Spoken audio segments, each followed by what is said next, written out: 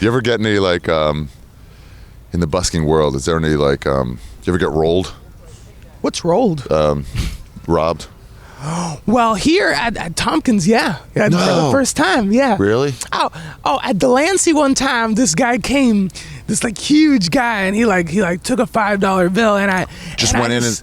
Yeah, and I just got like my whole from the soil. I just got this really guttural scream. I just looked at him and I went, ugh. And he left the $5 bill right where it was. Really? And it was, yeah. It was like I was like a mother bear with her cubs. I was For your $5? That's my $5 bill. And so that happened, but he didn't rob me. Here we had like a guy came with a metal bat. And he came, he was taking money out, and this woman started screaming at him, because I didn't know, because she saw him, and she was like, "I know you, mother," and like he was like friends with her ex or something like that, and he was like in withdrawal, and he left, he didn't take it. But then I heard that later, again, I wasn't looking because I was playing my song. I don't know where I was looking, and he did take like a few bucks. Damn.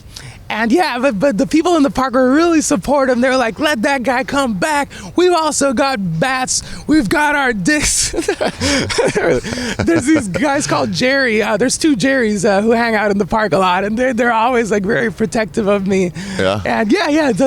I always know, like, the guy took a little bit of money, but I knew that he wasn't going to hit me with the bat because I have like people like... Protection? Yeah. There are regulars who sit in the concrete area, the Frisbee area, whatever you want to call it. Yeah. There's some regulars, semi-homeless, I don't know. Yeah. Some of them are homeless. Some of them were, but now like the government just gave them an apartment in the Bronx. Like one of my friends just got an apartment in the Bronx. Oh, cool. Yeah, and they're in different. But even then, even after he went to the Bronx, like I didn't see him for 2 weeks, and I was like, oh, that's a shame. But now he's been coming back, and it's always a pleasure to see him. Sometimes he'll buy me a beer. Like that really? day, that day he was like, "Are you okay, Claudi? Like, let me get you a beer." And I'm like, no, and he just went and did it anyway, and they're the nicest people, and they're really It's weird. It helps you like see everybody as I don't know, individuals or humans, because like at first they're like a rough looking element. Yeah. And then you recognize the same faces all the time, and you're like, oh, they never do anything bad to anybody. No. They might get loud, but not threatening. And then you're just like, oh, this is just the flavor of the park. Right. Yeah. Yeah, Jerry will scream like whatever comes to his head to like anybody he sees, like, and it's always really funny, even if it's not like, sometimes it's more clever than others, but he just has no filter at all. Like if he sees 5 white girls, he'll say, "Hey, Sex in the City, you want to have sex in the city?" And then I'm just like, and it's like these things that are obviously like happen less and less, and it's obviously politically incorrect, but it's just like.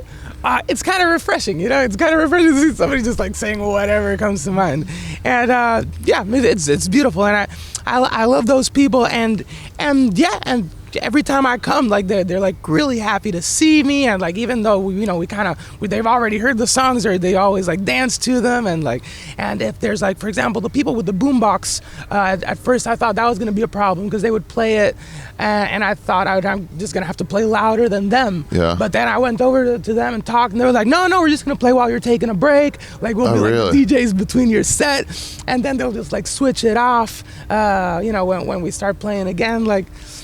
It's people that's have really so cool. embraced this. Yeah.